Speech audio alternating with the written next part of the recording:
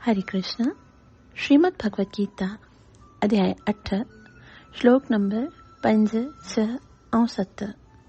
हिन आध्यात्मिक जगत में प्रवेश करण खां पहिरीं हृदय में जेके संसारी ॻाल्हियूं हली रहियूं आहिनि ऐं बुद्धीअ में जेके संसारी वीचार हली रहिया आहिनि उन्हनि सभिनि खे त्यागे करे गुरु ऐं गौरंग सां कृपा जी याचना कंदे मंगलाचरण कंदासीं ताकि असां जेके कुझु ॿुधण वारा आहियूं उनजो असांखे पूरो लाभ प्राप्त थी सघे, जेको आहे कृष्ण प्रेम जी प्राप्ति। जंहिंजे पास श्रीमद् भगवद गीता आहे सिंधीअ में जीअं जो तीअं, उहे पेज नंबर 1 खोलियनि ऐं मूंसां गॾोगॾु मंगलचरण पढ़ण जो प्रयास कनि। ओम अज्ञानतिमिरन्धस्य ज्ञानाञ्जनशलाकया चक्षुरुन्मीलितं येन तस्मै श्री गुरुवे नमः। श्री चैतन्य मनोभीष्टं स्थापितं येन भूतले स्वयं रूपः कदा मह्यं ददाति स्वपदान्तिकं।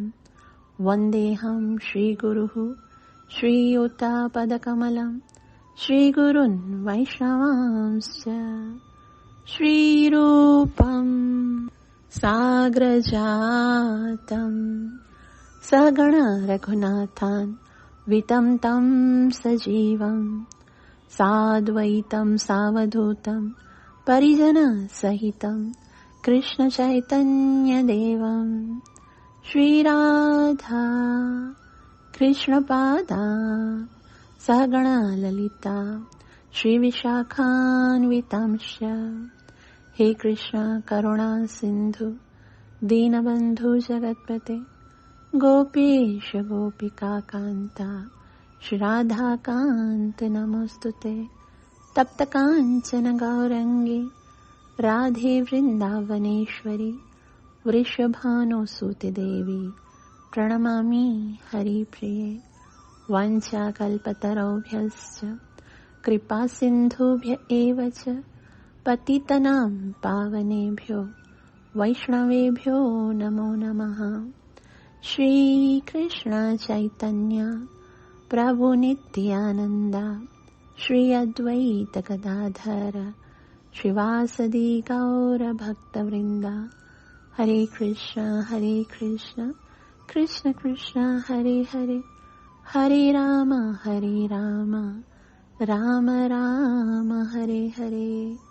ग्रंथराज श्रीमद् भगवद गीता मात जी जय। अध्याय 8 जंहिंजो नालो आहे भगवत प्राप्ति। हिन अध्याय में भगवान श्री कृष्ण खां अर्जुन 8 सवाल पुछा। किम तद ब्रह्म किम अध्यात्मम किम कर्म पुरुषोत्तम आदिभूतम च किम प्रोक्तम आदिदैवम किम उच्यते। अर्जुन चयो, मुंहिंजा प्रभु ब्रह्म छा आहे, आत्मा छा आहे, सकाम कर्म छा आहिनि, हे भौतिक जगत छा आहे ऐं देवताऊं छा आहिनि, महिरबानी करे इहो मूंखे ॿुधाए। ॿिए श्लोक में अर्जुन चयो, अधियज्ञ कथम कोत्र देहेस्मिन् मधुसूदन प्रयाण काले च कथम ज्ञेयोसि नियतात्मभिः। हे मधुसूदन, यज्ञ जो स्वामी केरु आहे ऐं हू शरीर में कीअं रहे थो, ऐं जेकी भक्तिअ में लॻल आहिनि उहे मरण वक़्तु तोखे कीअं ॼाणे सघनि था। त इन्हनि सवालनि जो उत्तर भगवान श्री कृष्ण 3 श्लोक खां ॾियणु शुरू कयो। पहिरियों सवाल, ब्रह्म छा आहे। भगवान चयो, अक्षरम परमम ब्रह्म, यानी जीव आत्मा खे ब्रह्म चयो वञे थो ऐं उनजो जेको स्वभाव आहे। ॿियो सवाल छा आहे, आध्यात्म छा आहे, स्वभावोध्यात्म उच्यते। ॿियो सवाल, आध्यात्म छाखे चइबो आहे, त भगवान चयो स्वभावोध्यात्म उच्यते। जेको आत्मा जी सनातन प्रकृति आहे, यानी भगवान जो दास बणिजी करे सेवा करण, उन खे आध्यात्म चइबो आहे। ऐं उन खां पोइ टियों सवाल हो, कर्म छा आहे, किम कर्म पुरुषोत्तम। त भगवान चयो, भूत भावोद्धव करो विसर्ग कर्म संगता, के जेके बि कार्य इन भौतिक शरीर में विकास खां वास्तो रखंदड़ आहिनि, जो बि क्रिया हिकिड़ो जीव कंदो आहे जंहिंजे कारण उनखे अलॻि अलॻि शरीर प्राप्त करणा पवंदा आहिनि, इहे सभु कर्म ई चवाया वेंदा आहिनि। उन खां पोइ टियों सवाल, आदिभूतम च किम प्रोक्तम। आदिभूत छा खे चइजे थो? भगवान चयो चौथे श्लोक में, आदिभूतम क्षरो भाव। ही देहधारियुनि में श्रेष्ठ भौतिक प्रकृति यानी आदिभूत जेको आहे, जेका हमेशा बदलजंदी रहंदी आहे, उन्हीअ खे आदिभूत चइबो वञे थो। क्षरो भाव, भौतिक प्रकृति जंहिंमें सदैव चेंजिंग ईंदो रहंदो आहे, उनखे आदिभूत चयो वेंदो आहे। ऐं उनजो पंजो सवाल के आदि दैवम खे मुच्यते। आदि दैव छा खे चइबो आहे? त भगवान चवनि था के पुरुषाचादि दैवतम, के उहो पुरुष जेको आहे जंहिंजे अंदरि सिज ऐं चंड जहिड़ा सभु देवता अची वेंदा आहिनि, उनखे आदि दैव चयो वेंदो आहे। ऐं उन खां पोइ छहों सवाल, आदि यज्ञ कथम गोत्र। आदि यज्ञ छा खे चइबो आहे? त भगवान चयो कि आदि यज्ञ अहमेवात्र। आदि यज्ञ मां ही आहियां। ऐं उहो काथे रहे थो? त भगवान चयो देहेस्मिन मधुसूदन, मां परमात्मा जे स्वरूप में इन ई देह में रहां थो। ऐं उन खां पोइ अंतिम सवाल आहे, प्रयाण काले च कथम, कि अंत समय में ज्ञेयोसी नियतात्मा भी, जेको सदैव भगवान खे यादि कंदो रहंदो आहे, वो अंत समय में भगवान खे कीअं यादि करे सघे थो? यानी कि अंत समय त एतिरो कठिन हूंदो आहे, एतिरो जीव जे मथां तकलीफ़ हूंदी आहे, तंहिं करे उहो कीअं माना भगवान खे अंत समय में कीअं यादि करे सघिजे थो? वास्तव में भक्तो, ही सभ खां महत्वपूर्ण सवाल आहे। ॿिया जेके बि सवाल हुया उन्हनि जो जवाब भगवान 2 श्लोकनि में ॾेई छॾियो। ऐं बाक़ी जेको बि 8हों अध्याय आहे, उहो सॼो हिन आख़िरी सवाल ते भगवान चयो आहे। छाकाणि त जीव जेको आहे हिकिड़ो, जॾहिं हिन संसार में जनम वठंदो आहे, मनुष्य जो जनम तॾहिं सक्सेस हूंदो आहे जॾहिं उन जे अंत समय में भगवान जी यादगिरी अची वञे। परीक्षित महाराज सुखदेव गोस्वामी खां पुछो कि मनुष्य जीवन जी सक्सेस छा आहे? तॾहिं सुखदेव गोस्वामी चयो, जन्म लाभ परे पुंसाम अंते नारायण स्मृति। जन्म जी सक्सेस इहा ई आहे कि अंत में भगवान जी यादगिरी अची वञे। जेकॾहिं भगवान यादि आयो मतिलब जन्म सफल। ऐं भले सॼी ज़िंदगी पुण्य कर्म करो और अंत समय में भगवान जी यादगिरी न आई त मतिलब असांखे ॿीहर दंड भोगणो पवंदो। भगवान खे यादि करण खां सवाइ असां जंहिंखे बि यादि कयूं था, उहो हिकिड़ो पाप आहे। असांखे लॻंदो ईअं कीअं थो थी सघे कि भगवान खे यादि करण खां सवाइ असां जंहिंखे बि यादि कयूं था उहो पाप आहे। छाकाणि त मन ते भगवान जो अधिकार आहे। भगवान चयो मन मूंखे ॾियो, मन मना। ऐं असां इन मन में संसार खे विहारींदा आहियूं। इन करे मरण जे टाइम ते अगरि भगवान खां सवाइ ॿियो कंहिंखे बि यादि कंदा आहियूं, उन जे बदिले में असांखे दंड मिलंदो आहे। पाप जी सज़ा हूंदी आहे न, ऐं उन जो बि असांखे दंड मिलंदो आहे। छाकाणि त उन जी बदिली में असांखे ॿीहर माता जे गर्भ में, उहो बि हिकिड़ो जहन्नुम हूंदो आहे, उहो बि हिकिड़ो नरक हूंदो आहे, उन में रहणो पवंदो आहे। ऐं उन खां पोइ हिन संसार में ॼमणो पवंदो आहे। ॼमी करे असांखे केतिरा ई ॾुख भोगणा पवंदा आहिनि। ॼमण ई हिकिड़ो ॾुख आहे, गर्भ ही हिकिड़ो ॾुख आहे। ऐं हिन संसार में ॼमण खां पोइ आदिदैविक, आदि भौतिक, आध्यात्मिक ॾुखनि खे भोगणो पवंदो आहे। ऐं जन्म खां पोइ जन्म सां गॾोगॾु हिकिड़ी असांजी ॾुख जी कहानी शुरू थींदी आहे। उहा आहे मृत्यु, जेकी कॾहिं बि थी सघे। जन्म, मृत्यु, वरी जरा, बुढ़ापो हर क्षण असांखे पाण जी तरफ़ झकड़ंदो आहे, खींचंदो आहे ऐं हज़ारे ई बीमारियूं हिकिड़ी ख़तम थींदी आहे, ॿी शुरू थी वेंदी आहे।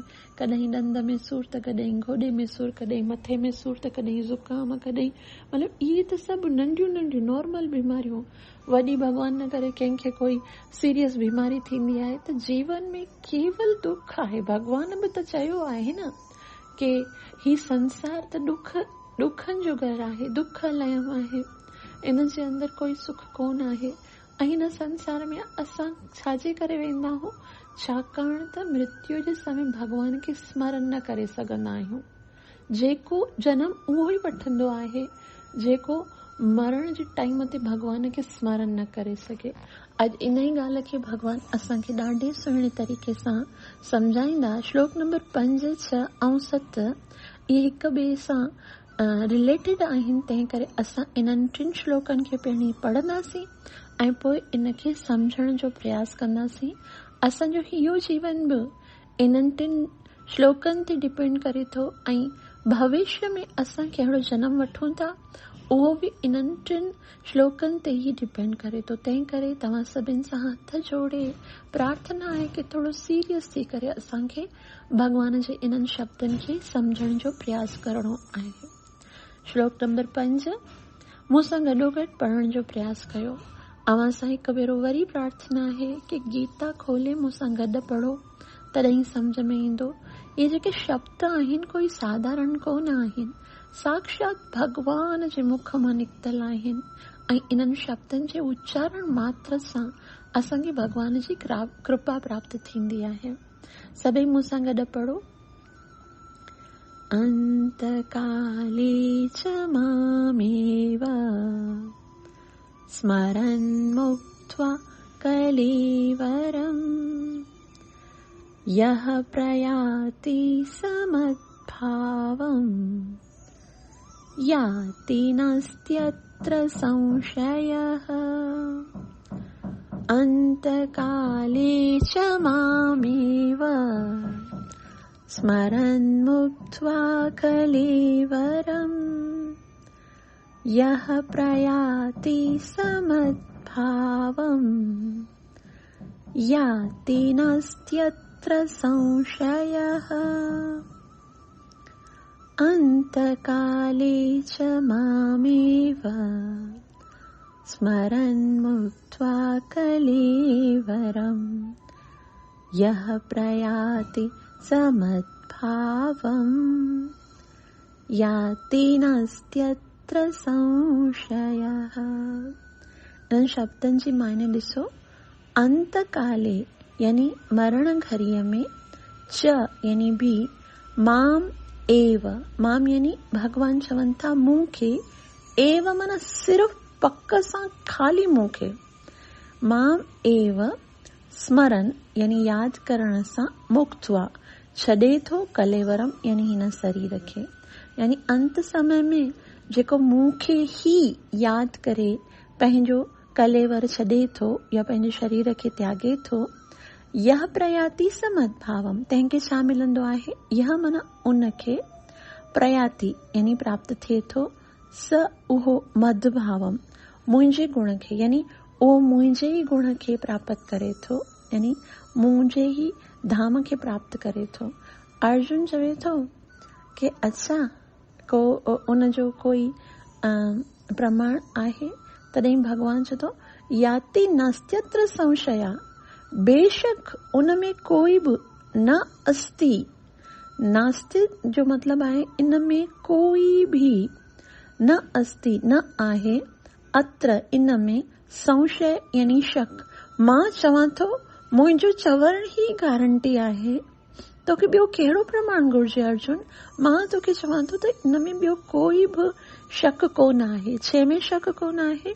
तर्जुमो, जेको बि पंहिंजे जीवन जे अंत में मुंहिंजो स्मरण कंदे शरीर छॾे थो, उहो यकदम मुंहिंजे गुण खे प्राप्त करे थो, इन में को बि शक कोन आहे। शिला प्रभुपाद जी ॾाढे सुहिणे तरीक़े सां सम्झाईंदा। तात्पर्य, श्रीला प्रभुपाद द्वारा। श्रीला प्रभुपाद जी। श्रीला प्रभुपाद जी चवनि था त हिन श्लोक में कृष्ण भावना अमृत जी अहमियत खे ज़ोर ॾिनो वियो आहे। जेको बि पंहिंजो शरीर कृष्ण भावना अमृत में छॾे थो उहो हिकदमि परमेश्वर जे दिव्य प्रकृतिअ खे हासिल करे थो। परमेश्वर सभिनी शुद्ध खां बि शुद्ध आहे। इन करे जेको बि कृष्ण भावना अमृत में रमियल रहे थो उहो पाण बि शुद्ध में शुद्ध थिए थो। स्मरण यानी यादि करण शब्द अहमियत वारो आहे। जंहिं माण्हूअ भक्तिअ में कृष्ण भावना अमृत जो अभ्यास कोन कयो आहे उन अशुद्ध आत्मा लाइ कृष्ण जो स्मरण करण मुमकिन कोन आहे। तंहिं करे मनुष्य खे कृष्ण भावना अमृत जो अभ्यास ज़िंदगीअ में तमामु शुरूआत खां करणु घुर्जे। जेकॾहिं हू पंहिंजे हयातीअ जी पिछाड़ीअ में सफलता प्राप्त करणु चाहे थो त उन लाइ कृष्ण खे स्मरण करण जो तरीक़ो ॼाणणु ज़रूरी आहे। इन लाइ माण्हू खे सदाईं बिना रुकावट जे महामंत्र हरे कृष्ण कृष्ण कृष्ण हरे हरे हरे राम राम राम हरे हरे जो जाप करणु घुर्जे। भगवान चैतन्य सलाह ॾिनी आहे त माण्हूअ खे हिकु वण वांगुरु सहनशील थियणु घुर्जे। तरोर इव सहशोना। जेको माण्हू हरे कृष्ण कृष्ण कृष्ण हरे हरे हरे राम राम राम हरे हरे इन महामंत्र जो जाप करे थो उनखे केतिरियूं रुकावटूं अची सघनि थियूं, पर उन्हनि सभिनी रुकावटनि खे सहंदे माण्हूअ खे हिन महामंत्र जो जाप जारी रखणु घुर्जे जीअं हू हयातीअ जी पिछाड़ीअ में कृष्ण भावनामृत जो पूर्ण लाभ वठी सघे। श्रीला प्रभुपाद जी जय। त हिते श्रीला प्रभुपाद जी ॾाढी सुहिणे तरीक़े सां असांखे सम्झायो कि भगवान चयो आहे अंतकाले च मामेव स्मरण मुक्त्वा कलेवरम, कि भगवान खे यादि करण जो सभ खां सुंदर अवसर समय जेको आहे सो आहे अंत समय, है न। भगवान बि चयो आहे। अर्जुन इहो ॿुधी करे ईअं सोचे सघे थो कि पोइ त ॾाढी सवली ॻाल्हि आहे, अंत समय में तोखे यादि कंदासीं ऐं सॼो जीवन मज़ो कंदासीं, है न, दुनिया का मज़ा ले लो।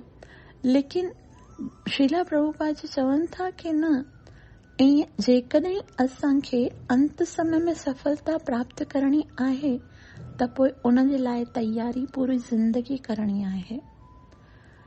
हिकिड़ी दफ़ा श्रीला प्रभुपाद जी खां कंहिं पुछो कि स्वामी जी भगवान खे स्मरण करण जो सही समय कहिड़ो आहे? त श्रीला प्रभुपाद जी चयो अंतिम समय। अंतिम समय में जेकॾहिं असांखे भगवान स्मरण में अची वञे त पोइ असांजी ज़िंदगी सफल आहे, न त पोइ असां फेल थी वेंदासीं ऐं वरी मादी कुंड में किरणो पवंदो। तॾहिं उन व्यक्ति चयो पोइ त सवलो आहे न, बसि एतिरो ॿुधाए छॾियो अंतिम समय कॾहिं थींदो आहे, अंतिम समय जी ख़बर कीअं पवे। तॾहिं श्रीला प्रभुपाद जी चवनि था अंतिम समय त कोई बि समय थी सघे थो, यानी कि कोई निश्चित थोड़ी आहे। हींअर जो हींअर बि मरी सघूं था, मिंट खां पोइ मरी सघूं था, हिकिड़े ॾींहं में मरी सघूं था, 4 ॾींहंनि में मरी सघूं था, हिकिड़े महीने में मरी सघूं था, हिकिड़े साल में, कॾहिं बि अची थी सघे मृत्यु। के माण्हू चवंदा आहिनि कि मृत्यु अचण खां पहिरीं असांखे ख़बर पवंदी आहे, लेकिन किथे बि न लिखियल आहे कि असांखे ख़बर पवंदी आहे। कोई वॾा संत हूंदा आहिनि जे घणी साधना ऐं तपस्या कई हूंदी आहे, उन्हनि खे ख़बर पवंदी आहे, लेकिन असां जहिड़ा जेके साधारण जीव आहिनि उन्हनि खे ख़बर न पवंदी आहे मृत्यु अचण जी। मृत्यु कहिड़े बि टाइम ते कहिड़ी बि सूरत में अची सघे थी। तंहिं करे उन चयो कि मृत्यु जो टाइम ॿुधायो, तॾहिं श्रीला प्रभुपाद चयो कोई बि टाइम मृत्यु अची सघे थी। मतिलबु असांखे हर समय अगरि यादि करणो आहे त केवल भगवान श्री कृष्ण खे करणो आहे, छाकाणि त भगवान चयो आहे अंतकाल च माम एव शब्द ॾाढो महत्वपूर्ण आहे। सिर्फ़ भगवान खे यादि करणो आहे। अगरि भगवान खां सवाइ ॿियो कंहिंखे बि यादि कंदासीं त पोइ भगवत प्राप्ति संभव न आहे। तंहिं करे सदैव असांखे प्रैक्टिस करणी आहे कि असां हर क्षण भगवान खे हर साह सां यादि कयूं, ताकि हर साह मां कोई हिकिड़ो ई साह हूंदो जेको आख़िरी हूंदो, ऐं आख़िरी साह में भगवान खे स्मरण करे यह प्रयाति समद्भावम भगवान खे प्राप्त करे सघूं। त पोइ अर्जुन चयो, अगरि अंत समय में तव्हांजी यादगिरी न अचे, ॿियो कंहिंजी यादगिरी अची वञे त पोइ छा थींदो? तव्हांखे यादि करे त तव्हांखे प्राप्त कंदासीं, लेकिन ॿियो कुझु यादि अची वियो त उन जो उत्तर भगवान श्री कृष्ण श्लोक नंबर 6 में ॾियनि था ऐं चवनि था, यम यम वापि स्मरन् भावम त्यजत्यन्ते कलेवरम् तं तमेवैति कौन्तेय सदा तत् भावभावितः।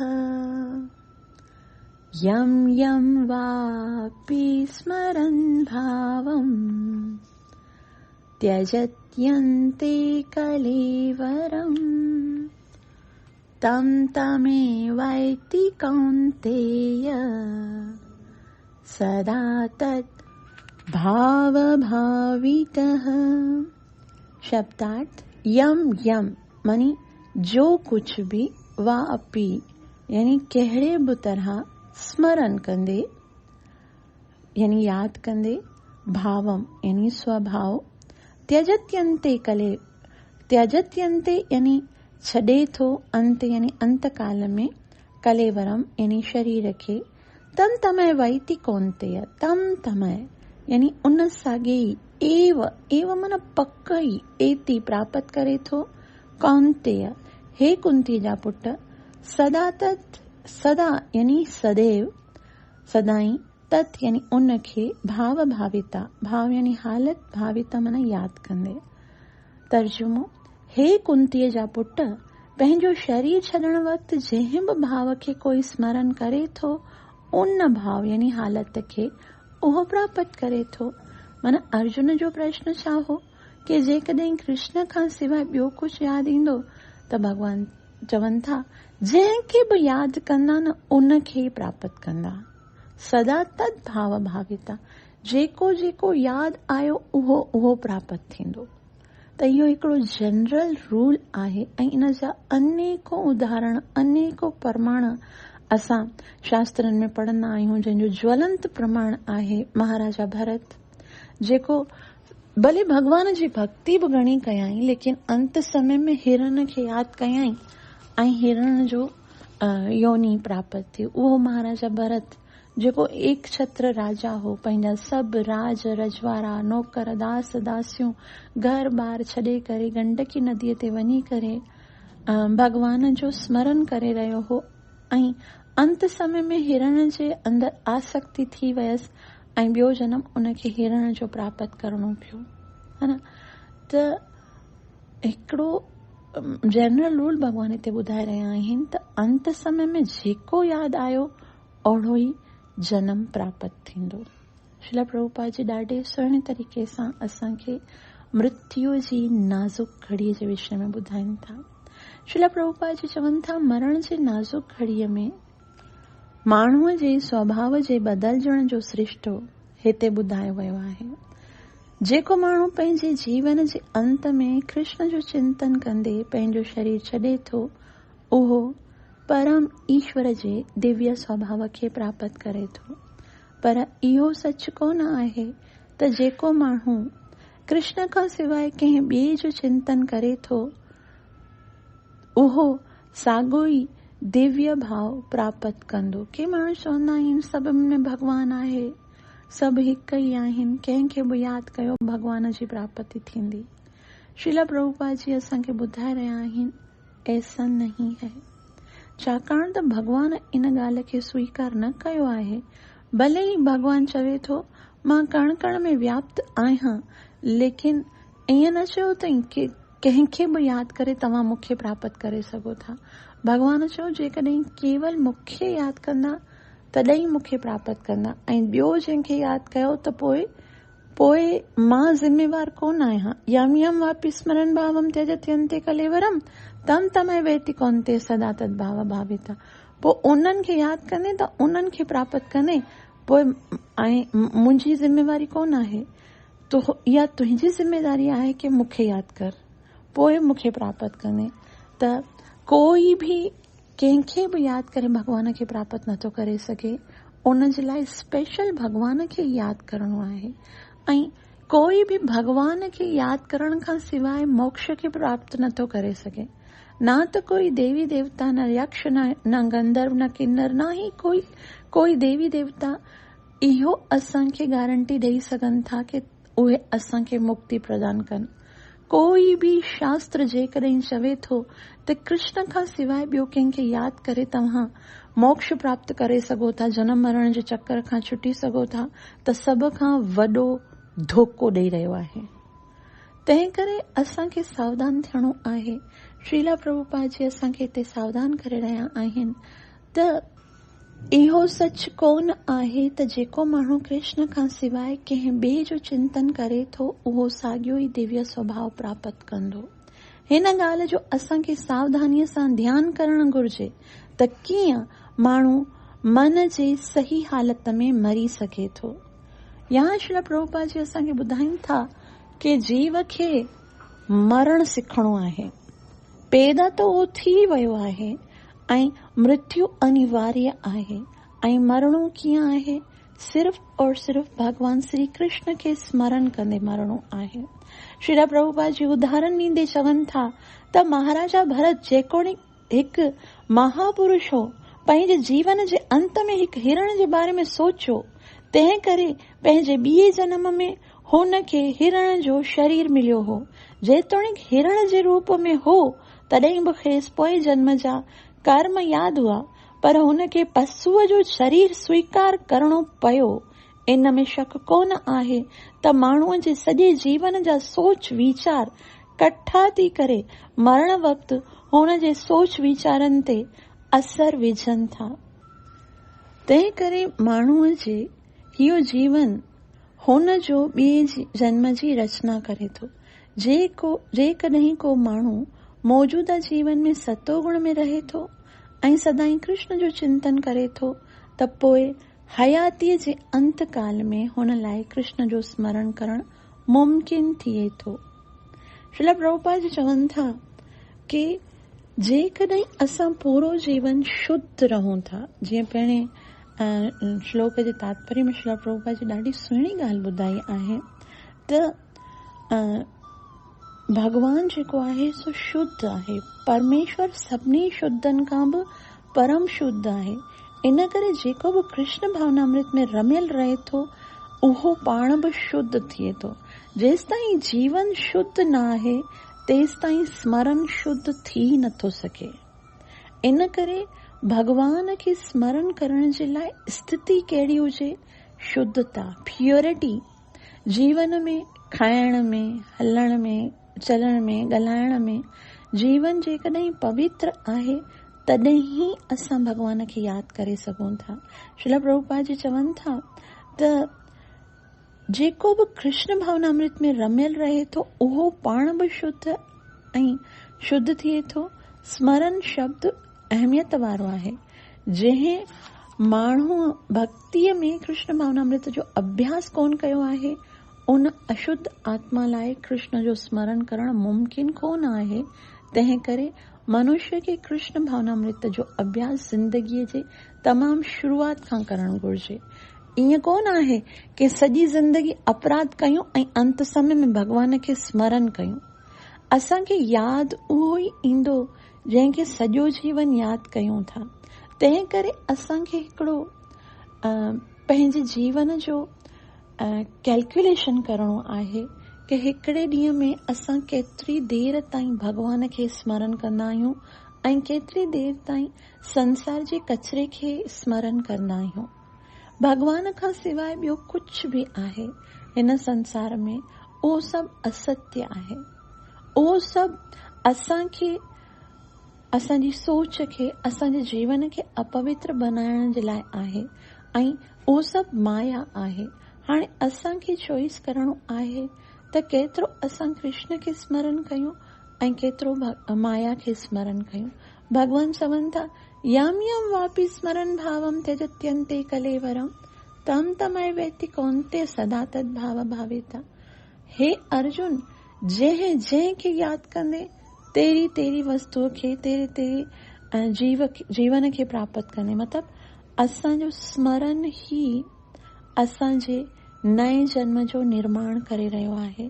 तंहिं करे स्मरण कंहिंखे करे रहिया आहियूं, इहो अत्यंत ई महत्वपूर्ण आहे।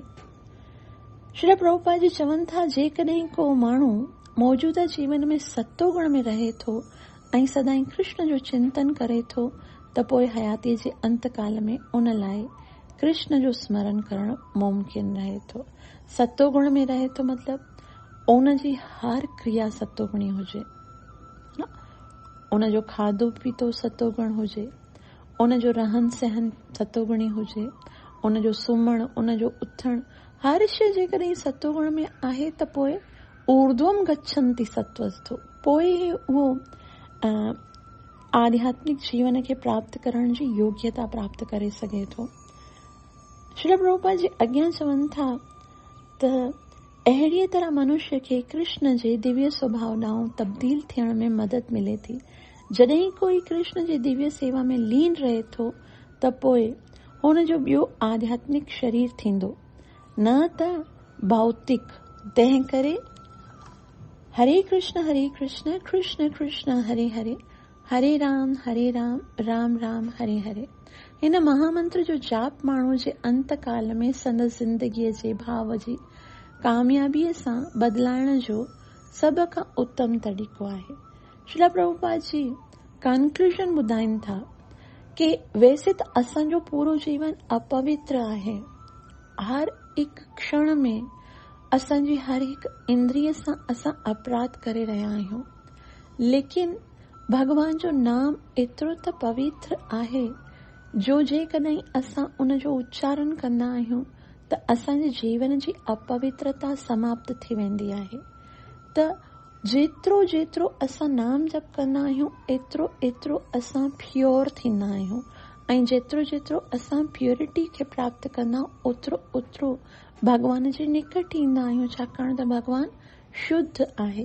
हाणे असांखे इहा असांजी ज़िम्मेदारी आहे त असां केतिरो समय हरिय जे नाम जो उच्चारण कंदा आहियूं। हिकिड़ी ॻाल्हि जी गारंटी आहे कि कृष्ण खे प्राप्त करण खां सवाइ तकलीफ़ूं दूर न थींदियूं। टेंशन्स, प्रॉब्लम्स, इहे जेके ऑब्स्टिकल्स, जेके ॾुख परेशानियूं आहिनि, उन्हनि जो हिकिड़ो ई कारण आहे त असां कृष्ण खां पंहिंजो पाण खे परे कयो आहे। ऐं जॾहिं कृष्ण जे निकट ईंदासूं तॾहिं असांखे आनंद जो अनुभव थी सघंदो, ऐं उहो तॾहिं संभव आहे जेतिरो जेतिरो असां नाम खे पंहिंजे जीवन में जाइ ॾींदा आहियूं। जेतिरो जेतिरो हरिनाम जो जप कंदा आहियूं एतिरो एतिरो असां इन योग्य थींदा आहियूं कि कृष्ण जे निकट थी वञूं। तंहिं करे श्रील प्रभुपाद जी असांखे सम्झाए रहिया आहिनि कि जेकॾहिं अंत समय में असांखे पंहिंजे मनुष्य देह खे सफल करणो आहे त शुरूआत खां ई पंहिंजे जीवन में हरि जे नाम जो उच्चारण करण जो अभ्यास करणो आहे। जेतिरो जेतिरो इन हरिय जे नाम जे उच्चारण जो अभ्यास थींदो ओतिरो ओतिरो असां वास्तविक आध्यात्मिक लोक जे निकट थी वेंदासीं। तंहिं करे भगवान वरी अॻियां वारे श्लोक में, श्लोक नंबर 7 में चवनि था कि अर्जुन, ईअं कोन आहे त कंहिंखे बि अंत समय में यादि करण जी इच्छा कयो त उहो यादि थी वेंदो। न, सॼो जीवन असांखे इन जो अभ्यास करते रहणो आहे त असां अंत समय में कंहिंखे यादि कंदासूं।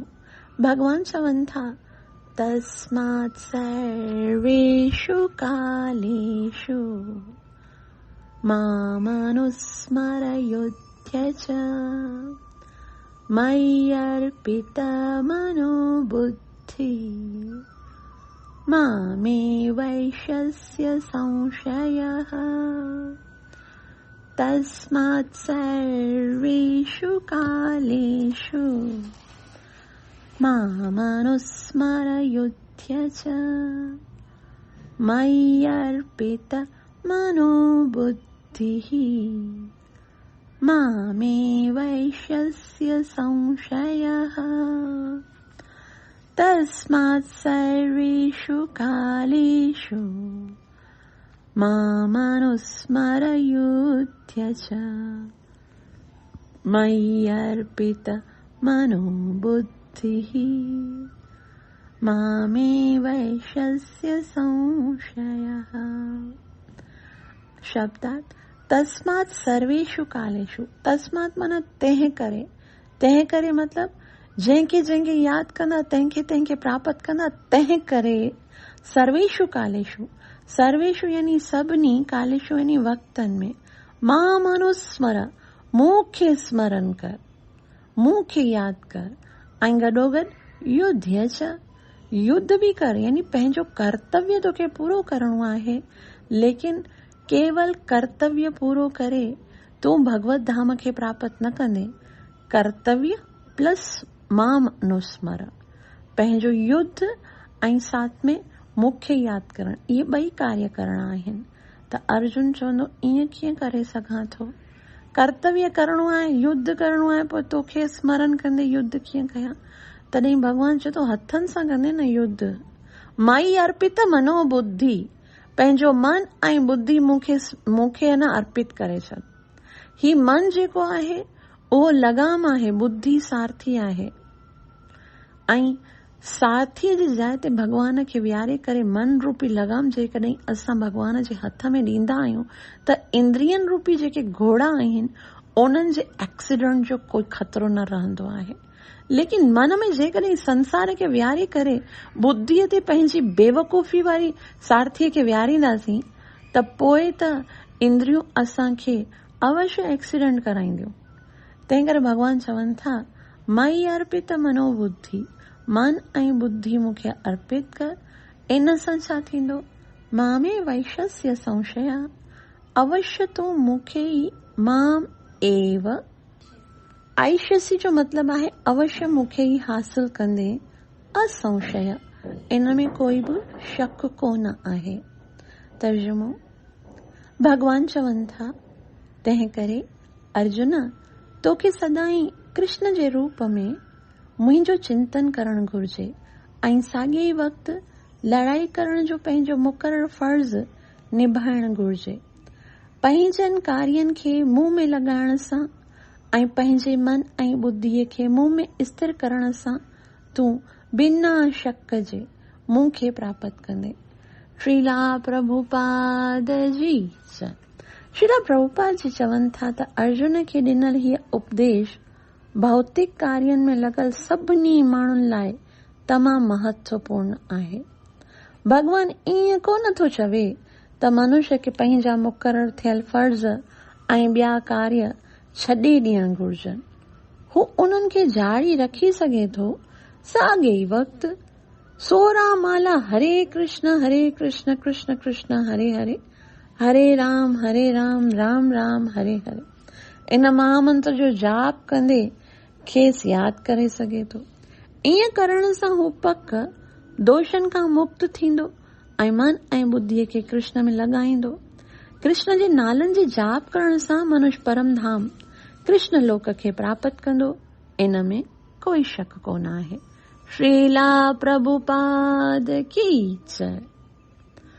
मूकं करोतु वाचालं पंगुं लंघयते गिरं यत्कृपातमहं वन्दे श्रीगुरुन् दीनतारणं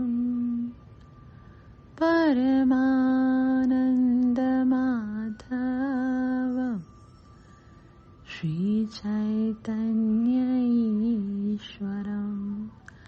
ग्रंथ श्रीमद् भगवत गीता मात जी जय। अत्यंत ही महत्वपूर्ण श्लोक आहिनि, जंहिंमें पहिरीं भगवान चवनि था कि अंतकाले च माम एव स्मरण मुक्त्वा कलेवरम।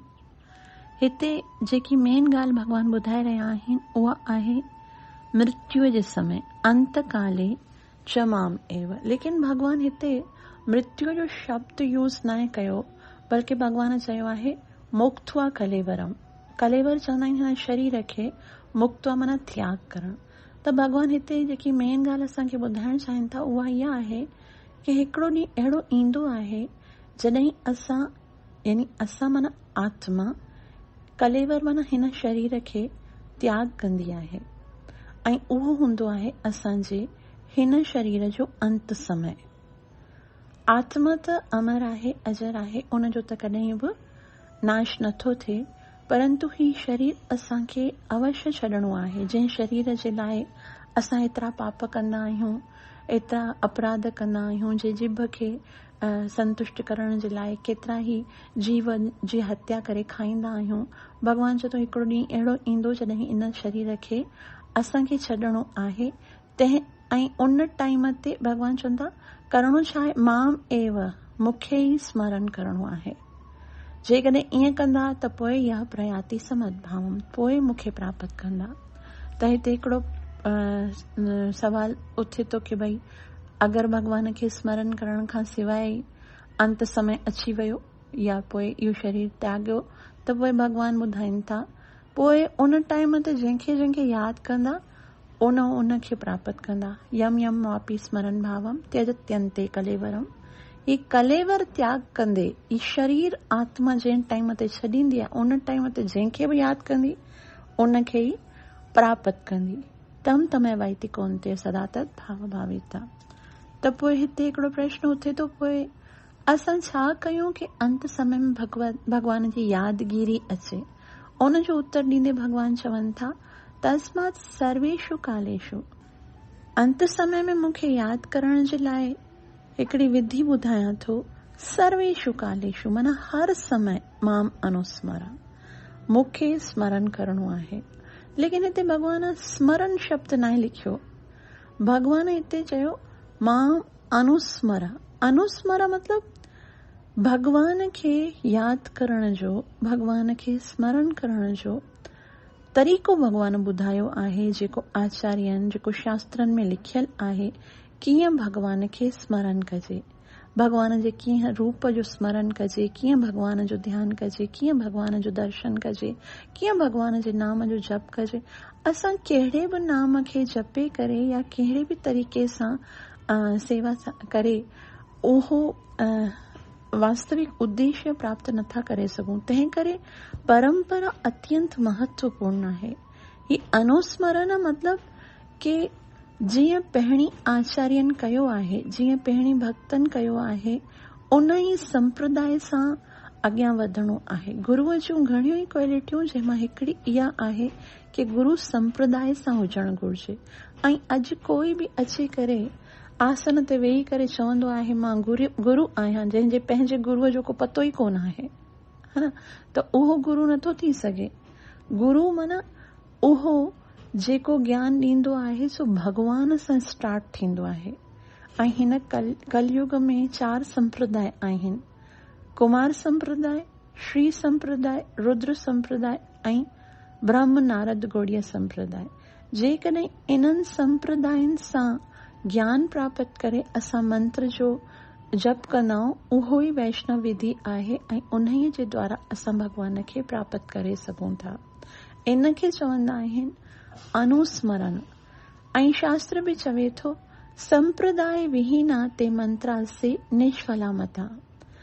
जेके संप्रदाय मां न आया आहिनि ऐं पंहिंजी मन बुद्धीअ सां मंत्र जपींदा आहिनि से निष्फला मता। भॻवान चए थो मुंहिंजे मत सां उन्हनि जो कोई फल उन्हनि खे मिलंदो न, छाकाणि त हिकिड़ी शुद्ध वैष्णव परंपरा सां जोड़णु अत्यंत महत्वपूर्ण आहे। तंहिं करे भॻवान चवनि था माम अनुस्मर ऐं अॻियां युध्य च।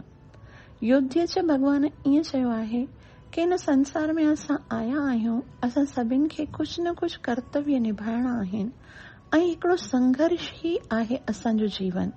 जॾहिं खां पैदा थियंदा आहियूं तॾहिं खां वठी मृत्यु ताईं असांखे संघर्ष करणो आहे माया सां, लेकिन भॻवान ईअं न चयो आहे कि तस्मात् सर्वेषु कालेषु युध्यते माम अनुस्मर। असां उन संघर्ष खे ई पंहिंजो जीवन समझंदा आहियूं, लेकिन भॻवान चए थो न, उहो संघर्ष त साइड में रखो, पहिरीं माम अनुस्मर देन युद्ध जा।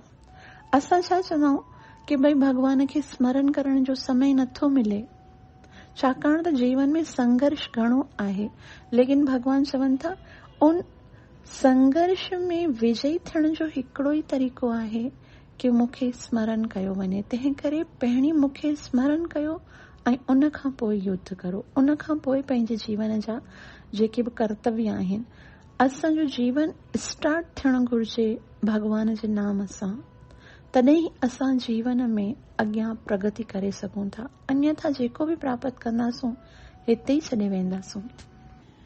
त भॻवान हिकिड़ी नेचुरल ॻाल्हि ॿुधाई आहे त जंहिंजो स्मरण सॼो जीवन असां कंदासूं, उन जो स्मरण असांखे अंत समय में ईंदो। इन जो मतिलबु अंत समय में पास थियण जो अभ्यास असांखे सॼो जीवन करणो आहे। तंहिं करे ही भॻवान जो महावाक्य आहे जेको श्लोक नंबर 7 आहे, तस्मात् सर्वेषु कालेषु माम अनुस्मर युध्यच। यानी हर वक़्तु असांखे भॻवान खे स्मरण करणो आहे। जो चवंदा आहिनि हथ कार में ऐं मन यार में, अनुस्मरण करणो आहे। संसार में भगवत प्राप्तिअ जा पहिरीं सां ई कुझु रस्ता आहिनि ऐं उन्हीअ संप्रदाय, उन्हीअ परंपरा सां जुड़ी करे असांखे भॻवान खे स्मरण करणो आहे। छाकाणि त जेकॾहिं असां उन सिलेबस जी तयारी न कंदासूं जंहिंमां एग्ज़ामिनेशन थियण वारो आहे, पोइ भले असां केतिरी बि तयारी करियूं, लेकिन असांजे पास थियण जो को इम्कान कोन आहे, छाकाणि त उहो त किताब पढ़ियो ई कोन्हे जेको सिलेबस में आहे। त इन जो मतिलबु इहो आहे अनुस्मरण, जेके पहिरीं इन रास्ते पर हली चुका आहिनि उन्हनि जे पोयां पोयां असांखे हलणो आहे। अॼु असांजे हिन समाज जी सभ खां वॾी परेशानी इहा आहे त हर को माण्हू हिकिड़ो पंहिंजो नयो पंथ बणाइण लाइ तयारु आहे। कोई बि जेके अॼुकल्ह हलण वारा जेके पंथ आहिनि उहे 4 या 500 साल खां वधीक पुराणा कोन आहिनि, लेकिन अनुस्मरण संप्रदाय माना जेकी कृष्ण सां शुरू थिए। ऐं ही जेको आसन आहे न जंहिं ते वेही करे कथा कबी आहे, इन आसन खे व्यास आसन चयो वेंदो आहे। व्यास जो मतिलबु आहे कि हिते सिर्फ़ु उहो ई वेही सघे थो जेको ॻाल्हाईंदो त उहा ई ॻाल्हि ॿुधाईंदो जेकी वेद व्यास जी पंहिंजे शास्त्रनि में लिखी आहे।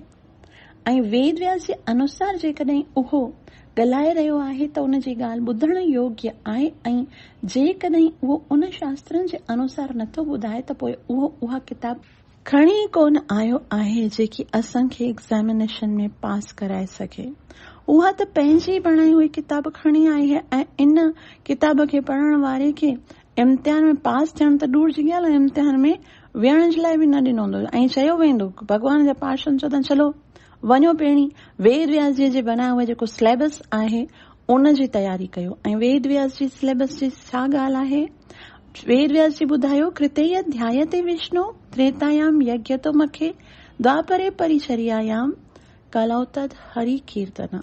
मतलब कोई बि शास्त्र किथां खां बि ॿुधाए रहियो आहे, कोई बि ॿुधाए रहियो आहे, अगरि कंक्लूजन में इहो ॿुधाए रहियो आहे कि भगवान जे नाम जे संकीर्तन ही इन कलयुग में हिकु मात्र अव्हांजे उद्धार जो तरीक़ो आहे, भगवान जे नाम जो जप ही हिन कलयुग जो सभ खां वॾो यज्ञ आहे। जीअं भगवान चयो यज्ञानाम जप यज्ञोस्मि, तॾहिं सम्झो कि उहो सही ॻाल्हि करे रहियो आहे। लेकिन जेकॾहिं उहो केतिरियूं ई ठगड़ियूं मिठड़ियूं ॻाल्हियूं करे थो पियो, लेकिन न पाण नाम जपे थो ऐं न तव्हांखे नाम जपाए थो, त पोइ उन ज्ञान जो कोई लाभ कोन आहे।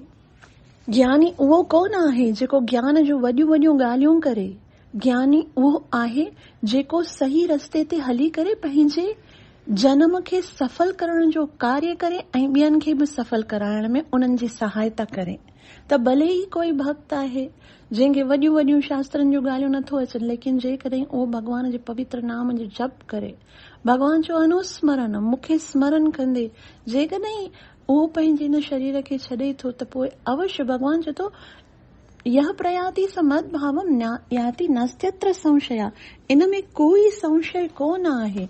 ऐं भॻवान वरी चयो मां में वैशस्य संशय, मूंखे ई प्राप्त कंदो। ऐं उन जे लाइ करणो छा आहे?